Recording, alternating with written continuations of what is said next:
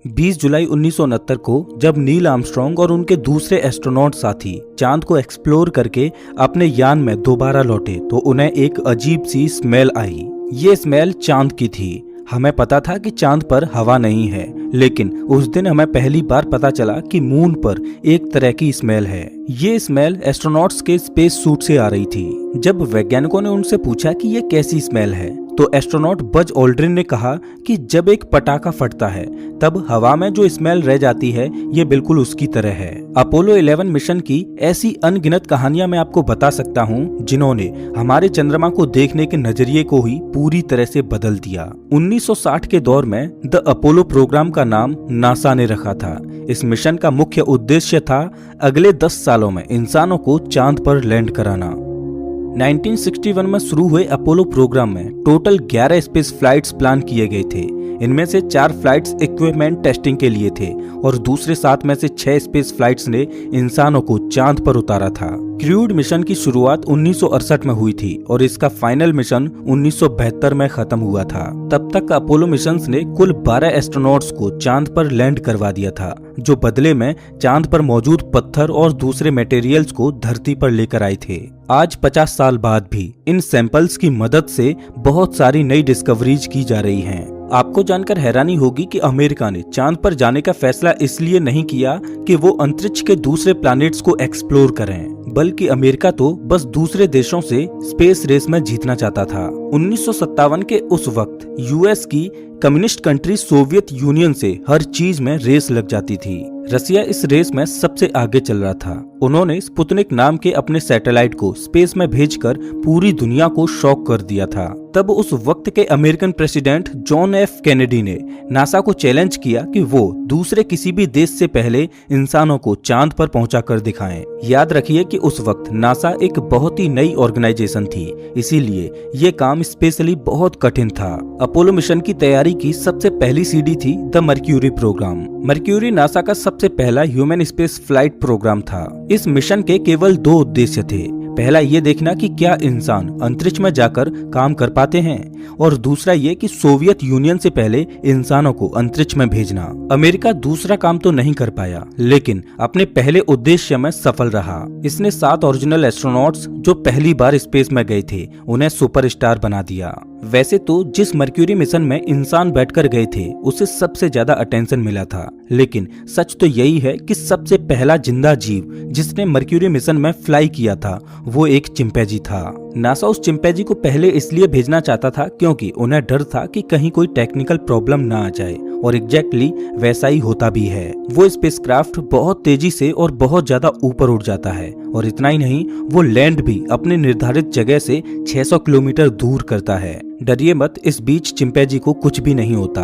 अंत में mercury programme सफल होता है और नासा अपोलो मिशन को सफल बनाने के लिए अपने अगले मिशन यानी कि जेमिनी प्रोग्राम पर शिफ्ट हो जाता है। मर्क्यूरी प्रोग्राम 1959 से लेकर 1963 तक चला था, जिसके तुरंत बाद जेमिनी प्रोग्राम को शुरू कर दिया गया जो कि 1966 तक चला था। जेमिनी प्रोग्राम अपोलो मिशन के लिए सबसे जरूरी था। जेमिनी बेसिकली सहनशीलता और धैर्य की टेस्टिंग का प्रोग्राम था। इसमें एस्ट्रोनॉट्स को 2 हफ्तों से भी ज्यादा समय तक कड़े फिजिकल और मेंटल टेस्ट देने थे। इस बीच एस्ट्रोनॉट्स स्पेस में डॉक करना और दूसरे फ्लाइट मैन्यूवर्स को भी सीखते थे। जेमिनी प्रोग्राम में एस्ट्रोनॉट्स ने जीरो ग्रेविटी में स्पेस वॉक करना भी सीखा, जो स्पेशली बहुत हार्ड था। 1966 में जब तक ये प्रोग्राम खत्म हुआ तब तक नासा और ज्यादा कॉन्फिडेंट हो गया था। उन्हें यकीन हो गया था कि एस्ट्रोनॉट्स स्पेस में जाकर मिशंस करने के लिए पूरी तरह तैयार हैं। जेमिनी की कड़ी ट्रेनिंग से होकर गुजरे ज्यादातर सभी एस्ट्रोनॉट्स अपोलो मिशन में चांद पर भी उतरे थे। मर्क्यूरी और जेमिनी के सक्सेसफुल कंप्लीशन के बाद वक्त था अपोलो के मुख्य मिशन की तरफ बढ़ना। अपोलो प्रोग्राम में बड़े स्तर पर मदद की जरूरत पड़ी थी।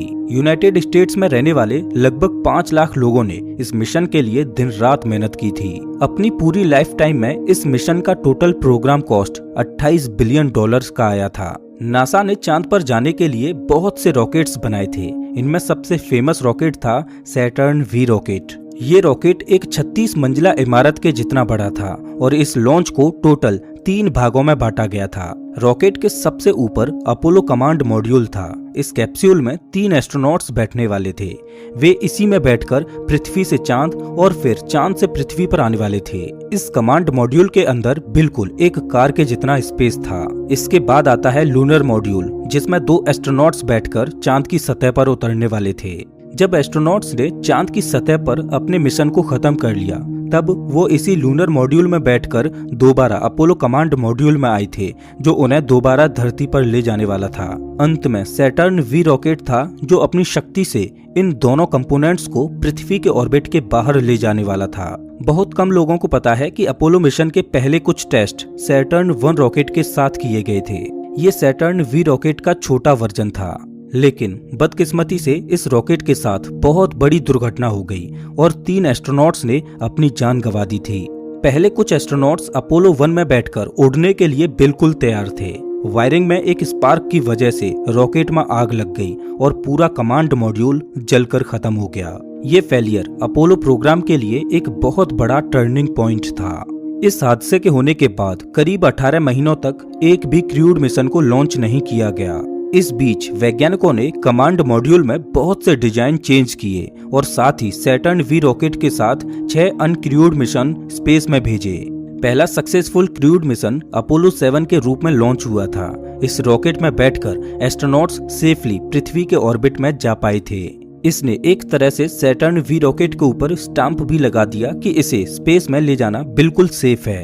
अपोलो 7 के बाद अपोलो 8 ऐसा पहला मिशन था जो एस्ट्रोनॉट्स को पहली बार चांद तक ले गया, लेकिन उन एस्ट्रोनॉट्स ने चांद की सतह पर लैंड नहीं किया, बल्कि वो चांद के चारों तरफ घूमकर लौट आए थे। इसी मिशन के दौरान दुनिया की सबसे famous photo the earth rise भी ली गई थी, जिसे अभी आप अपनी स्क्रीन पर देख पा रहे हो। इन सभी मिशंस का एंड प्रोडक्ट था अपोलो 11, जिसने इंसानों को चांद पर कदम रखने का मौका दिया। नील आर्मस्ट्रांग और बज ऑल्ड्रिन करीब 21 घंटे और 36 मिनट तक चांद की सतह पर रहे थे, जिसके बाद वो अपने कमांड मॉड्यूल में लौट आए और वहां से धरती की तरफ बढ़ चले, जहां अपोलो 11 मिशन अपनी सक्सेस के लिए जाना जाता है। वहीं दूसरी तरफ अपोलो 13 का मिशन बुरी तरह से दुर्घटनाग्रस्त होने से बचने के लिए जाना जाता है। अपोलो 13 अपने मिशन के दौरान एक बहुत ही बड़ी मुश्किल में पड़ गया था। उसके सर्विस मॉड्यूल के ऑक्सीजन टैंक में एक छेद हो गया था, जिससे एक एक्सप्लोजन हो गया। हार्डवर्क और चालाक इंजीनियरिंग मेथड्स के जरिए क्रू के लोग सही सलामत धरती पर आ पाए। उनकी ये कहानी एक अवार्ड विनिंग मूवी अपोलो 13 में भी दिखाई गई है। अपोलो मिशंस के दौरान और भी बहुत से एक्सीडेंट हुए थे। एक एक्सीडेंट में तो खुद नील आर्मस्ट्रांग भी मरते मरते बचे थे। 1969 में अपोलो 11 लॉन्च से 1 साल पहले Neil Armstrong lunar landing research vehicle को पायलट कर रहे थे। ये एयरक्राफ्ट चांद पर कैसे लैंड होना है इस बात की प्रैक्टिस कर रहे थे, लेकिन फ्लाइट के दौरान कुछ खराबी आ गई और फ्लाइट कंट्रोल्स पूरी तरह से फेल हो गए। एयरक्राफ्ट सीधा जमीन की तरफ जा रहा था, लेकिन नील आर्मस्ट्रांग ने जमीन से सिर्फ 9 मीटर ऊपर अपने आप को इजेक्ट कर लिया और पैराशूट ने उनकी जान बचा ली। वो लूनर लैंडर जमीन पर गिरते ही ब्लास्ट हो गया। अगर नील आर्मस्ट्रांग कुछ सेकेंड्स की भी देरी करते तो वो पहले इंसान नहीं बन पाते जो चांद पर कदम रखने वाले थे। 1970 के दौर तक चांद पर जाने वाले मिशंस ठंडे पड़ गए। पब्लिक भी अमेरिका को बहुत कोस रही थी कि वो इतने सारे पैसे फालतू चीजों में लगा रहे हैं। तब उस वक्त के प्रेसिडेंट ने अपोलो मिशन की सारी फंडिंग वियतनाम वॉर में लगा दी। अपोलो 17 इस मिशन का सबसे आखिरी लॉन्च था। इतने साल गुजर जाने के बाद अब नासा अपने आर्टेमिस मिशन के द्वारा एक बार फिर से चांद पर जाने की तैयारी कर रहा है। इस बार उनके मिशन का सबसे बड़ा ऑब्जेक्टिव ये देखना होगा कि क्या हम इंसान चांद पर अपनी कॉलोनीज बना सकते हैं या नहीं।